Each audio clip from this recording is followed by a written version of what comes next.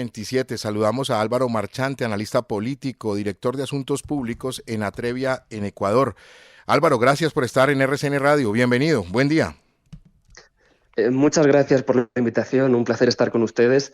Todavía hay muy poca información de lo que estábamos hablando y lo que decía Andrea Bernal antes. Apenas acaba de salir el decreto ejecutivo con una cadena del presidente, pero efectivamente se confirmó la muerte cruzada. Parecía una opción no tan probable en los últimos días, pero finalmente sí que se dio.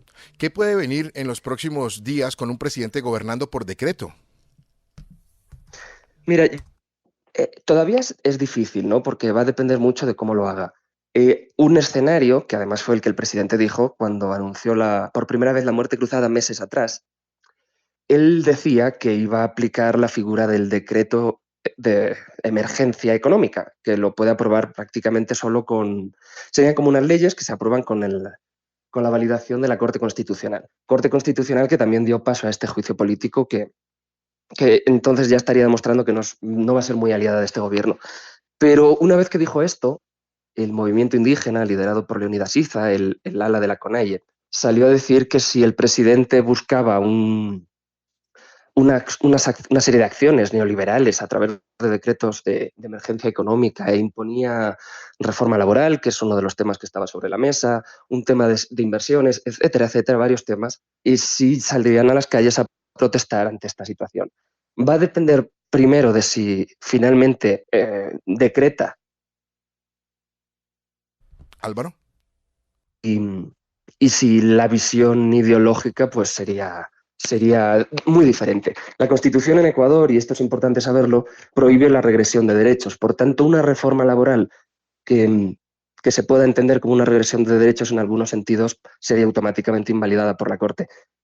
Y obviamente, pues solo la intención sí agitaría las calles. Ahora, Álvaro, el artículo primero del decreto 741, expedido por el presidente Guillermo Lasso hace pocos minutos, consagra la disolución de la Asamblea Nacional por grave crisis política y conmoción interna. ¿Qué ocurre a partir de este momento con la Asamblea Nacional? ¿Cesa cualquier tipo de deliberación o de reunión? ¿Quedan en qué condición los asambleístas?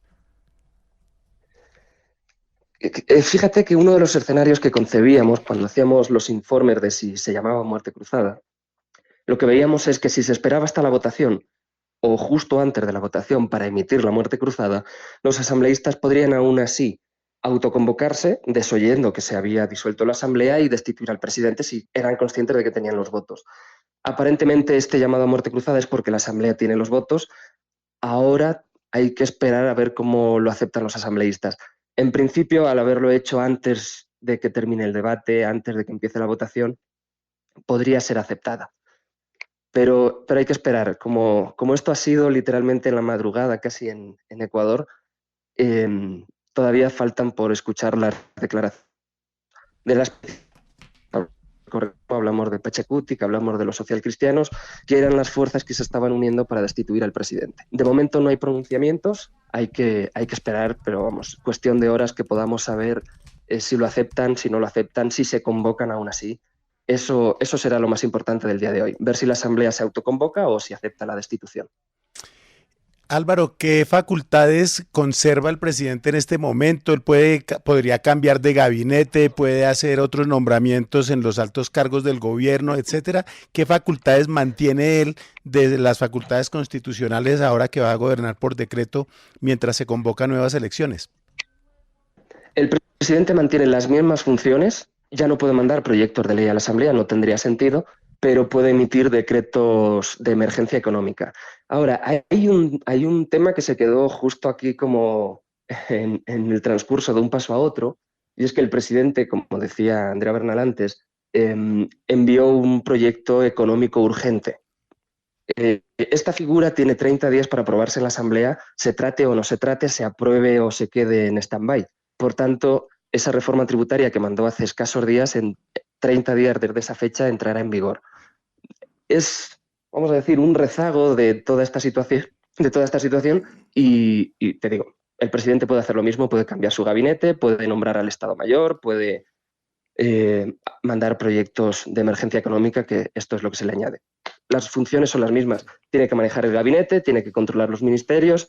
Es probable que ahora se venga alguna destitución, bueno, renuncia de algún ministro que no quiera verse envuelto en este contexto político y obviamente tendría que nombrar a alguien en su lugar. Álvaro, el presidente Guillermo Lasso no lleva ni siquiera 2 años en el poder. Él se posesionó un 24 de mayo. Y en esas elecciones, en las del año 2021, Lasso obtuvo algo más del 52% de los votos y lo siguió, le disputó la presidencia Andrés Arauz, que tuvo casi el 48% de los votos y que es un hombre del correísmo, de un movimiento afín al expresidente Rafael Correa. ¿Usted cree, como decía hace un momento Andrea Bernal, que quizá con esta decisión lo que va a ocurrir en Ecuador es que se le abre la puerta nuevamente al correísmo, que va a volver la gente de Rafael Correa a gobernar?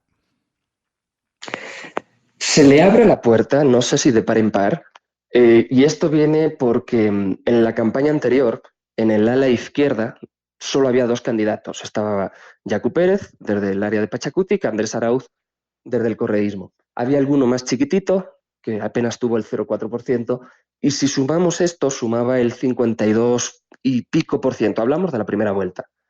¿Qué ocurre? Que en esta campaña se espera que haya más de, al menos 3 candidatos fuertes en la izquierda, quizás alguno mediano también en la izquierda, lo cual al final, si vemos que este segmento podría tener 52, quizás crecer hasta un 55%, vemos que la entrada de nuevos candidatos obviamente bajaría su votación inicial.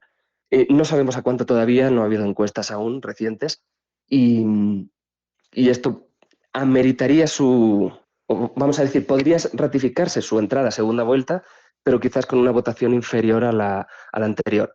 Obviamente, todo este contexto sí ha desgastado mucho a Guillermo Lasso, podría haber fortalecido al correísmo, pero hay que esperar. Un primer análisis de observación podría indicar que el correísmo, al tener más competencia en el ala izquierda, podría tener una menor votación, pero también un contexto favorable a ellos y muy adverso a la ideología que está gobernando en este país podría darle un incremento sustancial en sus votos.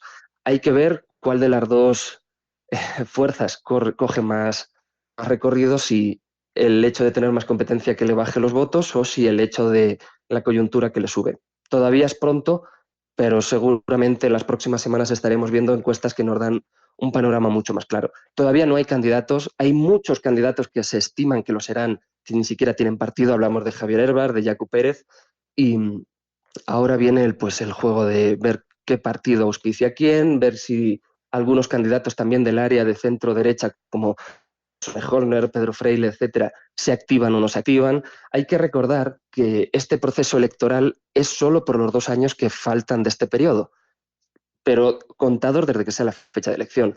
Ahora 7 días para que el Consejo Nacional Electoral fije el calendario, de ahí se estima que mínimo serían 3 meses, pero es muy difícil de creer, y más o menos serían de 6 a 8 meses, por tanto el próximo presidente podría estar escaso año y medio en el poder. Álvaro Marchante, analista político, director de Asuntos Públicos de Atrevia en Ecuador. Gracias por este contacto con RCN Radio desde Colombia. Muy amable, buen día. Encantado de estar con ustedes, buen día.